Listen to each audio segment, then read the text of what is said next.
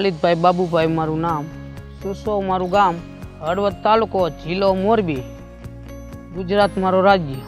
અમારે કપાસમાં સૌથી વધારેમાં વધારે ફસલ કપાસ ઉત્પાદન વધારે આપતી પાક છે।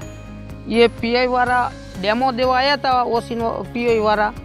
પછી ત્યારે મને ખબર પડી કે આ ઓસિન ઓલી દવા ડેમો કર્યા પછી એનું રિઝલ્ટ બહુ સારું આવ્યું હતું, કુણપ ગુણપ બહુ સારી આવી હતી। પછી મને ખબર પડી કે આ પીઆઈ વાળાની ઓસિનની દવા છાંટ્યા પછી 15 દી લગી રિઝલ્ટ જીવ નહીં એનું, કુણપ ગુણપ બહુ સારી છે। ઓસિન દવા છાંટી એટલે જેટલી ઘામાં આવે એટલી તરત જ મરી જાય છે, એટલે 4-5 દી ગમે ત્યારે ખાઈને ત્યાં મરી જાય। એ 10-15 દી લગી એનું રિઝલ્ટ રહે।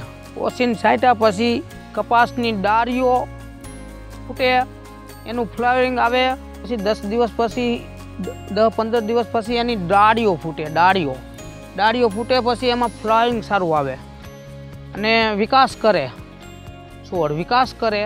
ઓસિન દવા છાંટી પછી બારિશ આવે તો બીજી દવા ધોવાઈ જાય છે અને એનું કંઈ રિઝલ્ટ આવતું નથી। અને ઓસિન છાંટ્યા પછી જો વરસાદ આવે તો એનું રિઝલ્ટ સારું આવે અને દવા ધોવાતી નથી।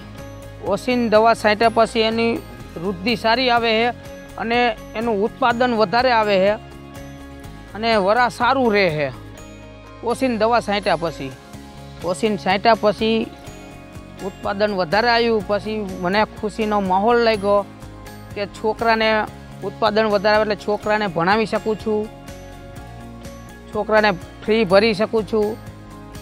એ મને ખુશીનો માહોલ લાગ્યો ઓસિન છાંટ્યા પછી।